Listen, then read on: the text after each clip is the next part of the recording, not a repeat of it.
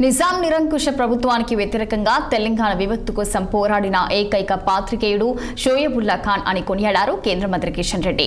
షోయబుల్లా ఖాన్ వర్ధంతి సందర్భంగా హైదరాబాద్ నాంపల్లిలోని భారతీయ జనతా పార్టీ రాష్ట్ర కార్యాలయంలో ఆయన చిత్రపటానికి నివాళులర్పించారు.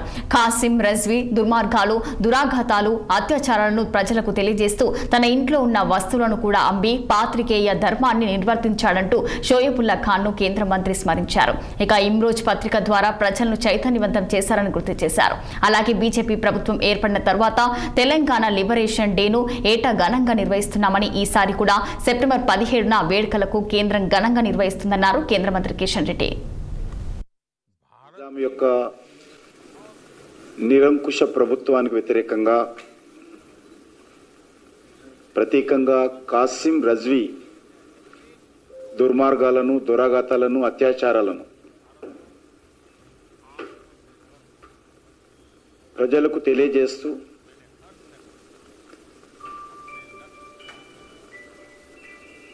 తన ఇంట్లో ఉన్నటువంటి వస్తువులను కూడా అమ్మి తన పాత్రికేయ ధర్మం నిర్వర్తిస్తూ ఈ యొక్క తెలంగాణ విముక్తి కోసం జరుగుతున్నటువంటి పోరాటంలో నిజాంకు వ్యతిరేకంగా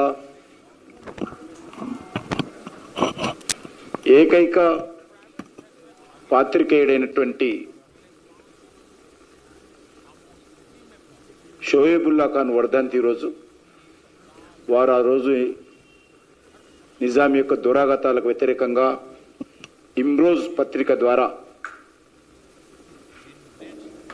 ప్రజలను చైతన్యం చేసేటువంటి ప్రయత్నం అనేక సార్లు ఖాసిం రజ్వీ అనుచరులు, రజాకర్లు ఇంటికొచ్చి బయట అనేక సార్లు బెదిరించినప్పటికీ కూడా తన కుటుంబ సభ్యులు షోయబుల్లా ఖాన్ గారిని వారించినప్పటికీ కూడా ప్రాణాలను లెక్క చేయకుండా వీరోచితంగా తన కలం ద్వారా పోరాటం చేసి పాత్రికేయ సమాజానికి వెన్న తెచ్చినటువంటి షోయబుల్లా ఖాన్ యొక్క వర్ధంతి రోజు. ఈ సందర్భంగా మరొకసారి భారతీయ జనతా పార్టీ తరఫున, తెలంగాణ ప్రజల తరఫున వారికి ఘనమైనటువంటి నివాళులు అర్పిస్తా ఉన్నాము. అలాంటి మహనీయుల యొక్క శ్రీశైలం నుంచి నాగార్జున సాగర్ ప్రాజెక్టు